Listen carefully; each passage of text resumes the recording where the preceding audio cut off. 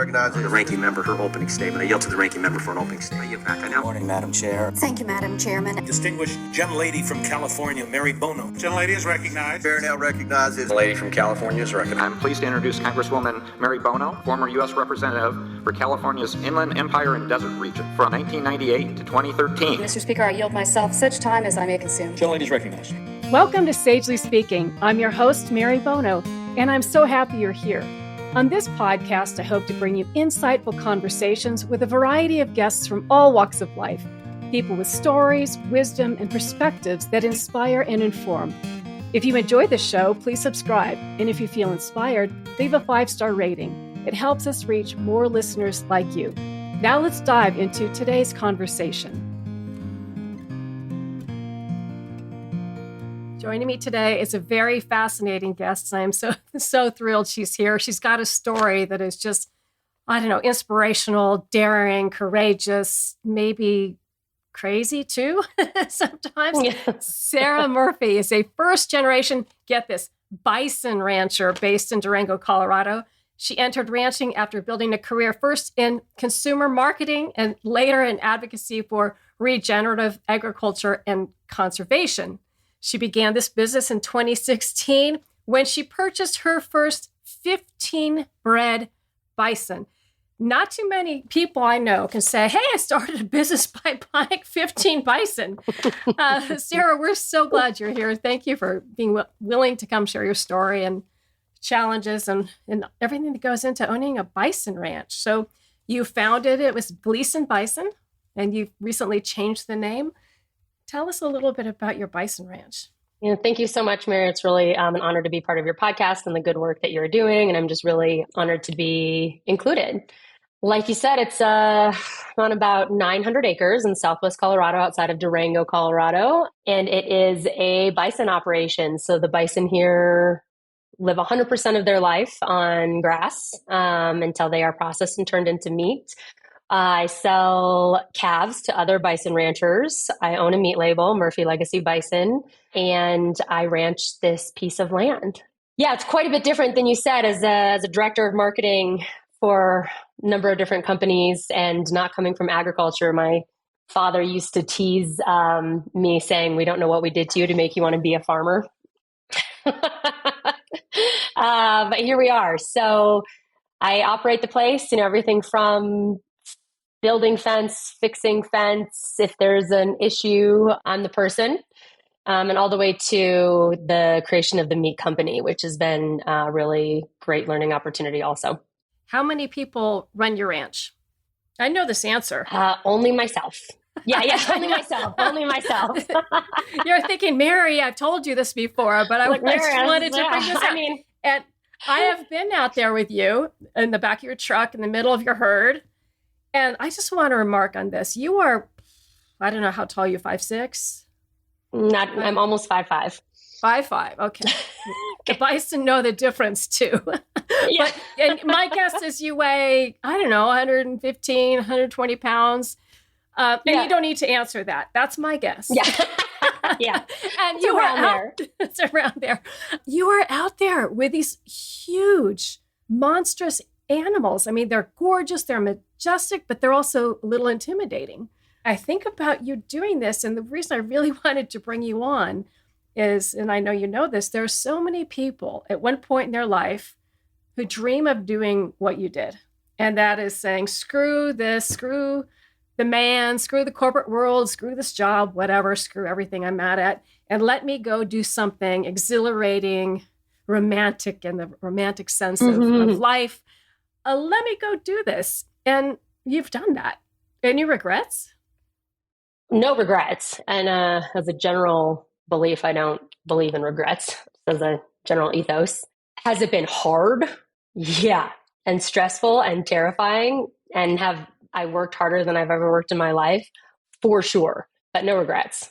I think a lot of things are scary and a lot of things are new. And for me, Mary, honestly, I have to say that I am not where I am today on my own. There were a number of people who taught me, opened doors for me, talked to me, explained to me, gave me opportunities to learn, are on speed dial. I feel like the next generation is not going to know what speed dial is actually. Is in a favorites list on my phone, that I can call because I didn't know anything. And when I mean anything, I mean, I did not know how to build an H brace on a fence. I did not know how to drive a tractor, let alone, change hydraulic fluid lines on a tractor myself when they blow on a Sunday and you have to use that tractor to do something, vital. And so I am here because I have an incredible community of people that I've met along the way. And it's definitely my intention to pay that forward in whatever way possible in the future. But yeah, I was probably, out of undergrad, sitting in a office 7 or 8 years in, thinking to myself that I was not meant to work at a desk from, 9 to 5, Monday through Friday for the rest of my life. And more than that, I had this deep desire that my work be connected with nature in some way, with animals, being outside. I worked in the, as a typical, 20-something-year-old Colorado kid, I worked as a raft guide on the Arkansas River, and I was a ski bum for a while in Vail and Keystone. And I know it's not common we think of the outdoor industry, and the people who participate in the outdoor industry, and then we think of this demographic of agriculture and ranching, and that's not often a combined demographic. But I really believe that if you love playing in the outdoors, it's also such an honor to be able to steward a piece of land and the wildlife that is part of that land. And so for me, it was a pretty, easy shift of didn't want to go back into working in the outdoor industry per se. However, I definitely wanted to work in the wilderness and in the outdoors. So here we are. Well, we have a common thread in that you are a political science major and went to Washington, D.C., and that was part of the desk job I think you rebelled against. Yeah. Politics is not for me. It's a great experience. No regrets. Great experience. But Sarah, why bison? I mean, okay, why not go out and get a few little sheep or lambs or, for goodness sake, something small and dainty like a cow compared to a bison? Yeah. And to be honest, Mary, there's nothing, anybody who listens to this, there is absolutely nothing wrong with other species. I'm not a specious. There's a lot of amazing roles and amazing things that you can do with other species as well. For me, it was never an and/or, it was always bison. So what that looked like was that's not totally true. Horses were my first love, as every other, young girl. I loved horses. And so I thought, maybe, I've watched the movie Man from Snowy River, where a guy makes a living out of rounding up brumbies and selling them to the army. Maybe I can raise horses and make money raising horses. And my partner at the time that I was with, he wasn't super on board with that idea. He thought that would be a very money loss endeavor, which, we'll leave that there. Who knows? But he did say, "What about bison?" And I thought that is the most ridiculous thing I've ever heard. Like you said, how is someone like me supposed to raise these 2,000 plus pound undomesticated creatures that I know nothing about? However, I was curious. So I joined the National Bison Association. I started reading. They have this handbook 101 they send out. But more importantly, I started cold calling other bison ranchers in the state of Colorado and asking if I could come and learn, see their operation. And a number of them said yes. So I started visiting these ranches. And the first ranch I visited was Sweetwater Bison. It's a operation just outside of Glenwood Springs, small family owned. And the father of that family has since passed away and his sons are now running it. But it was my first kind of up close look at what was possible with bison. And of course, this amazing family fed me a bison burger in their kitchen as we were looking at their herd outside the window. And I, was a little bit awestruck. But then my next experience of my first roundup working bison was not bad, but it was not romantic. It really gave me I always tell people, if you are interested in raising bison, you need to go and be with them and work them when they are, enclosed, because the way they operate when they are roaming freely out on the pasture versus how they behave when they are in a corral and being asked to do certain things is very different. And so it was another amazing operation still in existence, Eagles Wing Natural Bison outside of Walden, Colorado. And it was fantastic. But I was cold and I was tired and I was stressed, and I had seen animals that were stressed, because no matter how you do humane animal handling with bison, it's intense. It's very intense. They can jump 6 feet from a standstill. They can go through, steel guardrail. They are powerful. And it was very emotional. And, but I just knew at my core that this is what I was going to do. That's fantastic. That's absolutely amazing. I can't believe how courageous it is to just start something new, reinvent yourself entirely. And good for you. Were you always receiving support along the way? Do you have some naysayers, doubters? Yeah, I mean, the challenge the challenge was at that time I was 28. I had no savings, so no cash capital, no livestock, no land, and no knowledge. And I was also about to embark on supporting my ex-husband on a 7-year journey from medical training. So I was going to be the, sole income provider for our family at that time.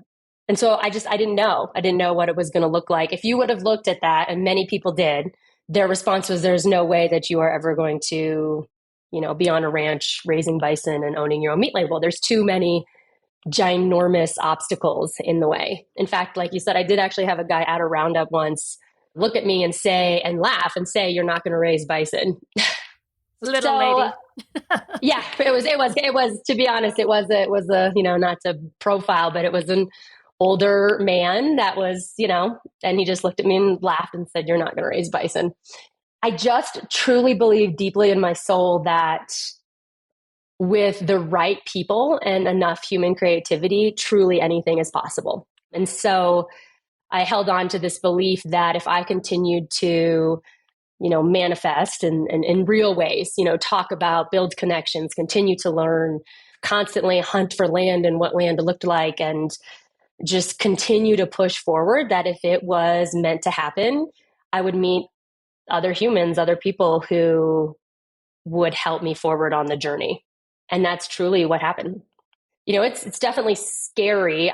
If you are a person who is risk averse, you probably shouldn't be in agriculture or ranching at all. When I first purchased my first animals, the ranch manager of the 777 Bison Ranch, which gave me the opportunity to buy my first animals, he said to me, "How does it feel?" And, I thought, pretty terrifying, because now I have these, 15 animals. I don't know if they're going to necessarily live or die over the next year. I don't know if they're going to be pregnant next year. I just don't know. I can do my best to create the conditions, but it's just, I don't know. But I do believe also that the reality is, I think a lot of times in life, we think we know a lot of different things are going to play out, whether it's our jobs or our 401k or what we think we know what it's going to look like and how it's going to play out, and when we really don't. And so it feels and looks riskier than a lot of other jobs. And that's probably partially true. But at the end of the day, everything's a risk. So you might as well, be risky in what you love. I just love your attitude. And what I find so refreshing, and hopefully people are picking up on this too. Well, first of all, your sense of optimism, no regrets. I also try to abide by that. Occasionally I do boneheaded things in my life that I end up laughing about them eventually, but this sense of, everything could go wrong. At the end of the day, you have to believe the talents that you have, and that talent is only made stronger by a belief in yourself and the no regrets motto, and being not afraid to fail. And I think you exude all of that. I think you should have Sunday services out at your ranch. I probably should. I mean, it's not a bad place, but I think it's also a luxury to be able to fail, and I'll acknowledge that. If I always kind of tease that if I fail and, am homeless on the street tomorrow, I'll move back in with my parents. I'm lucky to be able to say that because, they'd let me come back for at least a little while. But I have that, sort of belief of if I crash and burn, the consequences are less dire than it could be for some other people. So I do want to acknowledge that is a very privileged position that I'm in, to be able to not fear failure. Of course, there's my ego that would be bruised, but the other part is just the persevering work. I think I read somewhere once that a lot of entrepreneurs or small businesses will fail because eventually the friction and the challenges just kind of override the benefit. And eventually people are like, this isn't worth it. It isn't worth the amount of friction and the amount of continual struggle. And I will say there is a lot of that in agriculture in general and in bison ranching. They are such incredible examples. The saying in the industry is that you can force a bison to do whatever it wants to do. And I have plenty of stories I could tell you about me trying to force them to do something they don't want to do. Including, I think I might have told you this story when you were out here, but I tried to push an animal down a part of the corrals so that I could preg check her and weigh her. And she wouldn't go, and she wouldn't go, and she wouldn't go. So I thought I would use my 3,500 dually truck, with, crash guard on the front, and I would push her down this part of the corrals. And she looked at the truck and she looked down the alley and turned around and jumped on top of my truck. And you didn't tell me that. Oh yeah, my. yeah. She could see like a 6-inch space, and she wedged herself like right on top of the front of the truck, and she beat the running board off and beat the door all to heck. And it was a really interesting insurance conversation and claim. It was like a encounter with wildlife or something, like if you hit a deer. And it was like, sure, encounter with wildlife. We'll go with that. But the thing is that she still would not go. So she jumped on a truck, beat the truck to heck, and then she still would not go where I wanted her to go. The next day, she was the only animal left, and we just stepped back, shut everything down, stepped back, opened everything up, just was quiet. And 10 minutes later, she walked right through on her own. So bison are just such an amazing example of not being able to force things, as we have so many tools and technology and ability as, human beings to force things, to expedite things, to use, fertilizers and chemicals to force land to produce more, than it would on its own. Or we have technology that can force and literally bend, steel to our will.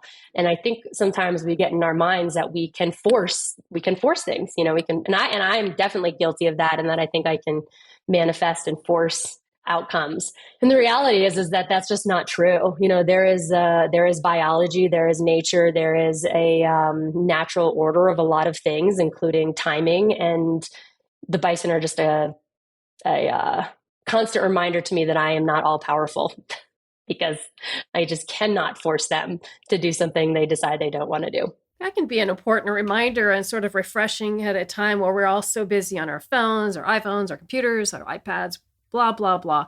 And then to have to go, okay, wait a minute, slow down. I'm not in charge. And, bison take the wheel, I suppose, right? Like the Carrie Underwood song.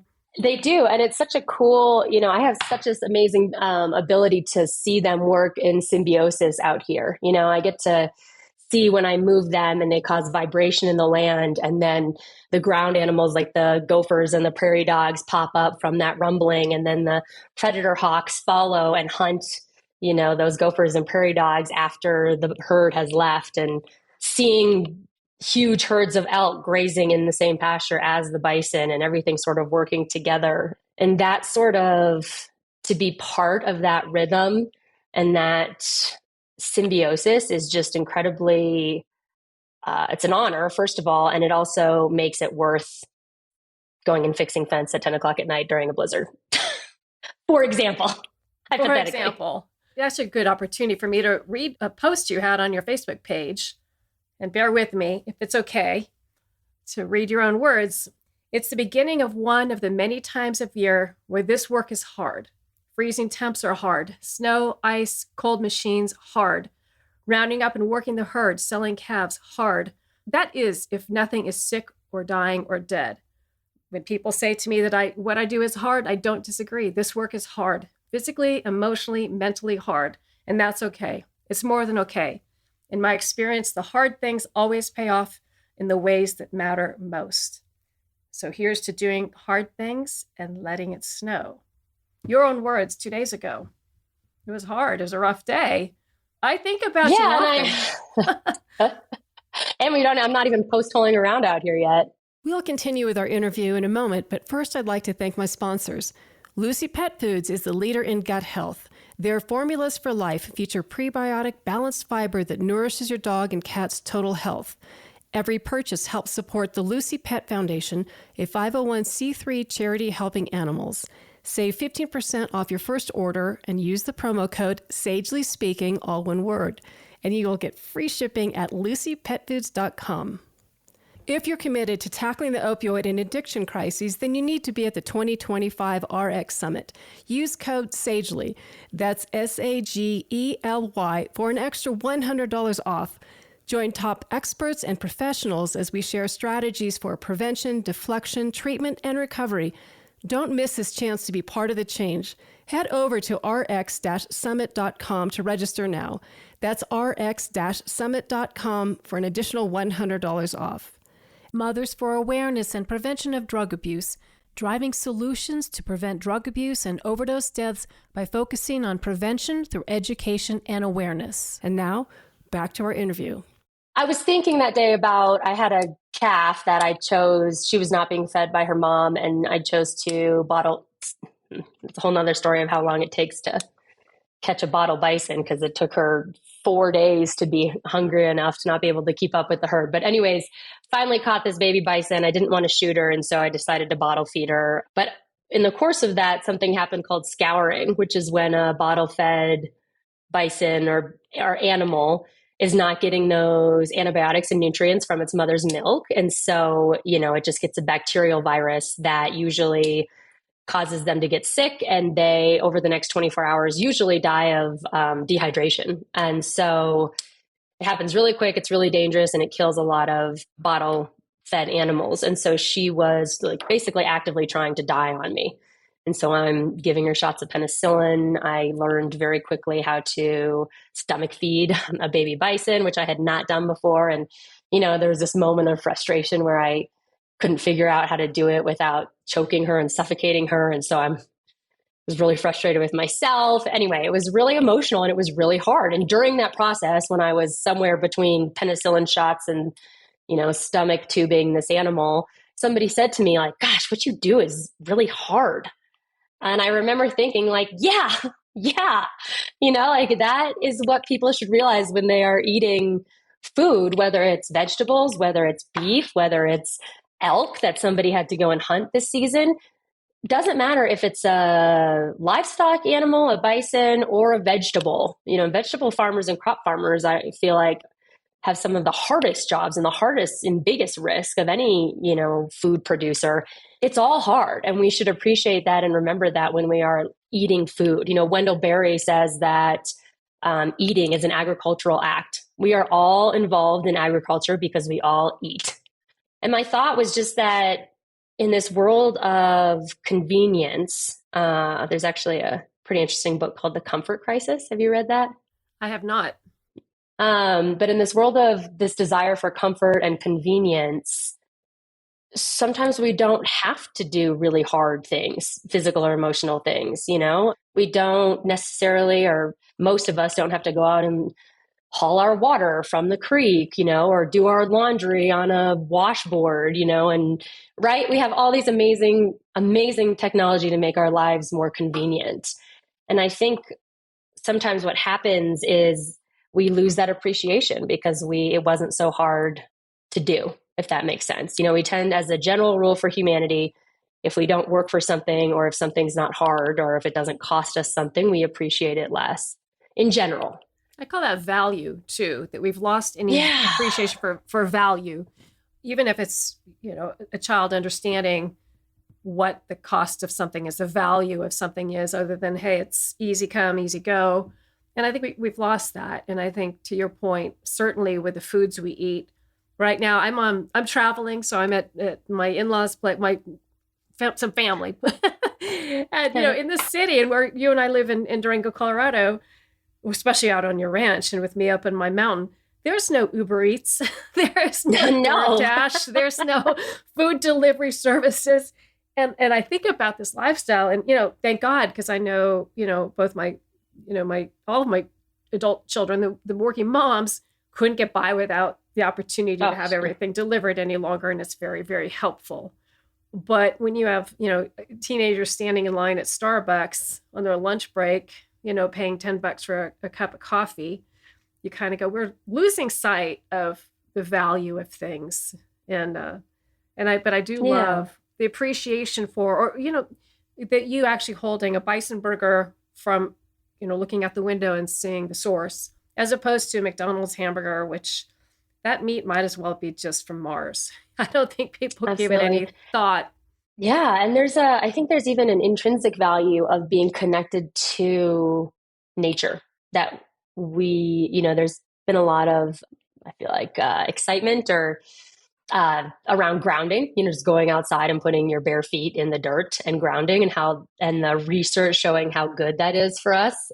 And if you think about that, we're literally having to consciously go out and touch, like with our feet and with our hands, dirt, nature, something not fabricated by us. And I have to laugh to myself that, whatever, 50, 75, 100 years ago, if we had told people, in the future, we're going to have to consciously touch soil for our mental health, they would have been like, oh, what?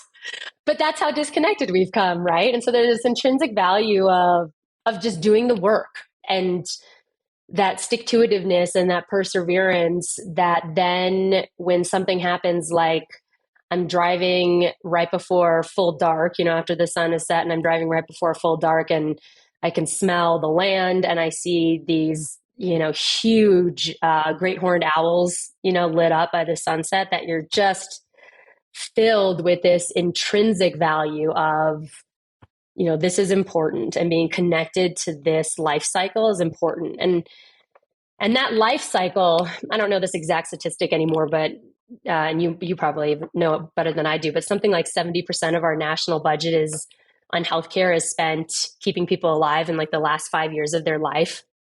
We hate death. We hate death. We fear it. We hate it. We resist it. And when you ranch or you work the land, death is a natural part of the work.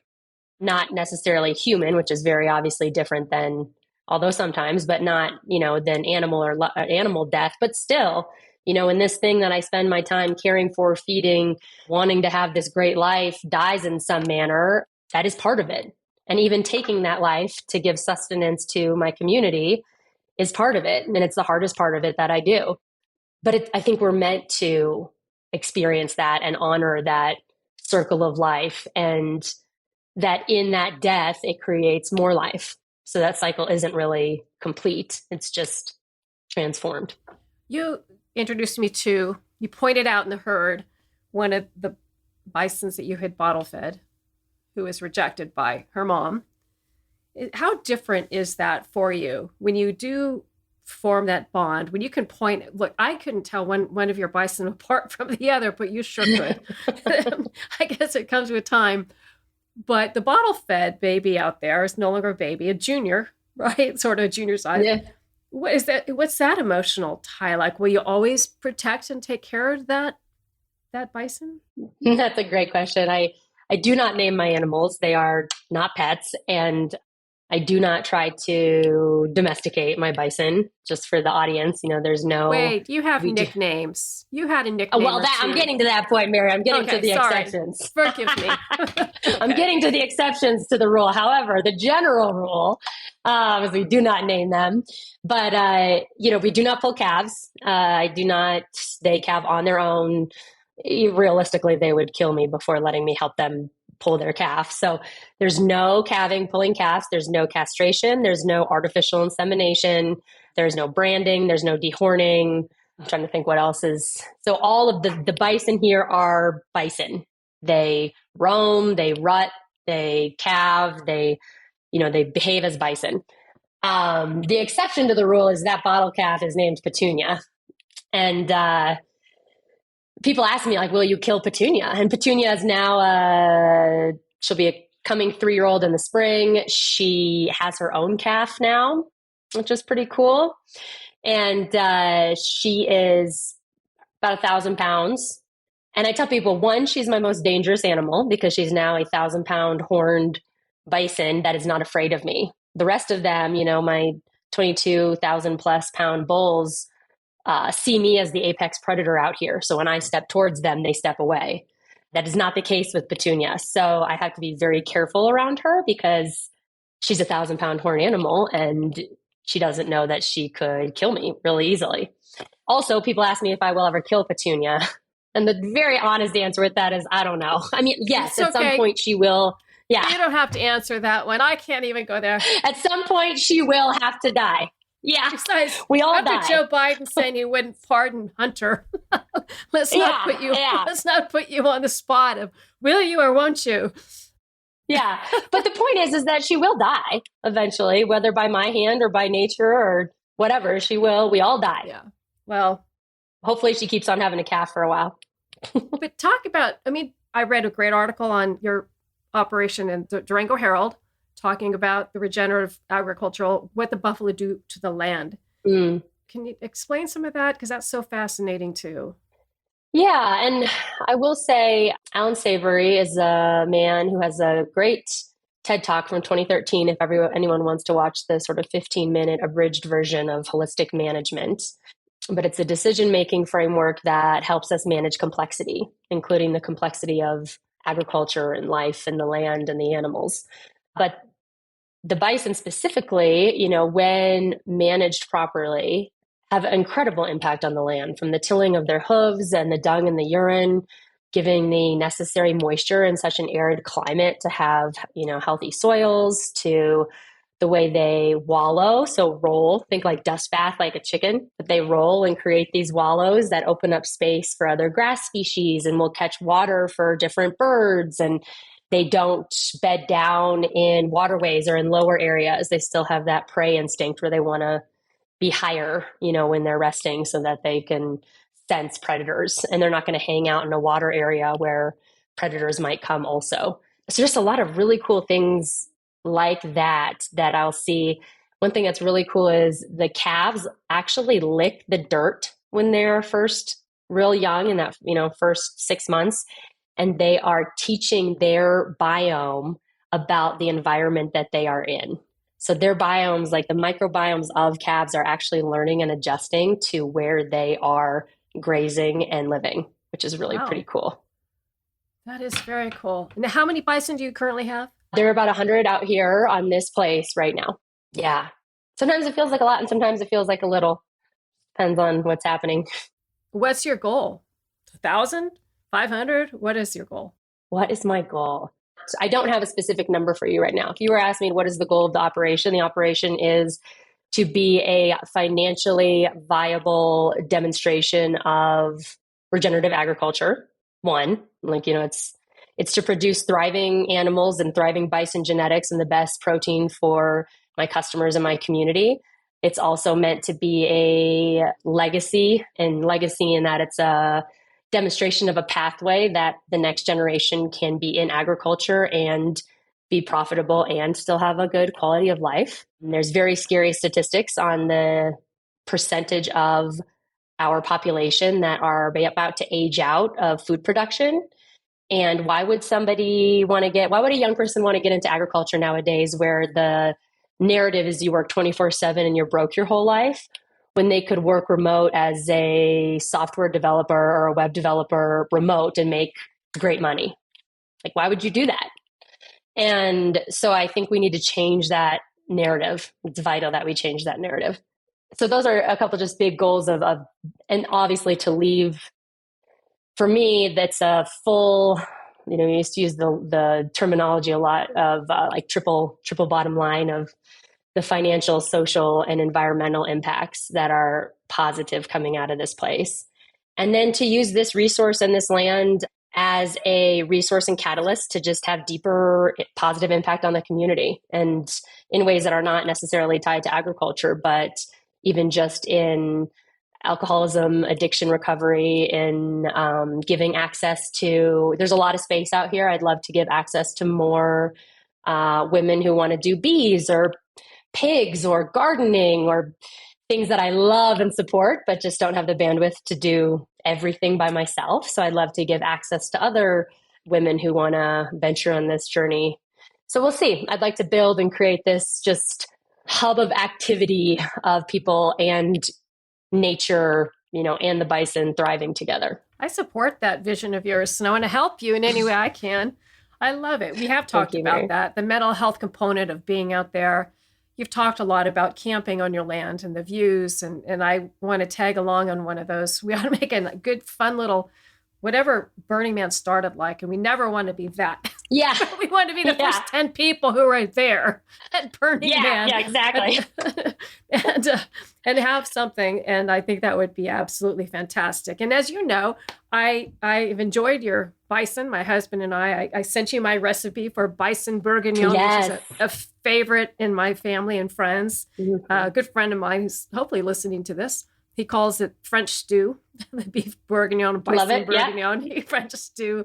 But I hope, if anybody wants my recipe for bison bourguignon using Murphy Legacy Bison, just reach out to us at hello@sagelyspeaking.com and we will send you the recipe. We've also made fantastic meatloaf out of it. Sometimes we blend, here in Colorado, we've blended it with 50% bison, 50% venison. In Colorado, we do all sorts of things like that. I mean, some people were talking the other day about eating moose. That's a bridge too far for me. But in any event, so if you want bison bourguignon recipe, email me at hello@sagelyspeaking.com and we'll send it to you. But so where can people buy your meat? Yeah, that's a great question. So if you are in the Durango region, there's a couple different retail places in Durango, both the James Ranch Market, Sunnyside Meats. You can reach out to me directly at Sarah at Murphy Legacy Bison, and I will connect with you and do my best to get it to you wherever you are, direct to consumer. If you are on the front range of Colorado, Denver, Boulder area, there is a really cool company called Pine Melon, and they are a delivery grocer. You're talking about your friends who get delivery, food. They are a delivery grocer that aggregates product local to Colorado and then delivers to your doorstep. And they're doing really awesome work working with different growers and producers in the state of Colorado and then getting it to people's doorsteps in the Denver Boulder area. If you are outside of Colorado, it's really kind of tricky at this time. I do not ship meat yet. So if you are outside the state of Colorado, it works best usually to just contact me and we'll see if we can figure something out to get it in your hands. So, and also if you are visiting Durango, the historic Strader Hotel has a steakhouse called the Mahogany Grill, and their mahogany burger is also Murphy Legacy Bison. So that's pretty fun. That is fun. Great plug for Durango too. Come ride our train and eat our bison. And absolutely. And it'll be a great trip. Sorry, I hate this question, but I have to ask you it. Sorry. Yes, is there anything that I didn't ask you that you want to talk about? And if not, that's fine too. But I think you are such a multifaceted person with so much to give and a great mentor and inspirational figure. What can I pull out of you that I didn't ask? Yeah. Oh gosh, we could talk about so much for so long. I think I would just retouch on the fact that whoever is listening to this, whatever your desire or passion, whatever fuels that fire for you, it sounds very cliche, but the only, kind of regrets I feel like people really have at the end of their life are the things they left undone, and I love and I get a lot of fulfillment in helping other humans find pathways to build their dreams, even if it has nothing to do with what I'm doing. It gives me excitement and passion to help find bridges and find pathways and open those doors. So I guess I would just like to say it's always an open invitation for creativity or discussion or partnership or collaboration, because I just feel like, especially in this world where we're highly divided, at the end of the day, I do think we all have very similar intrinsic values that we hold, and that it's really important for us to dig in at the community level and see what we can build and collaborate together for our local communities. So I don't know, I guess I just wanted to pitch that part as though, my passion is definitely land and bison, but at the end of the day, it's all about relationships and people. So if you hadn't found the bison as your calling, what would it have been?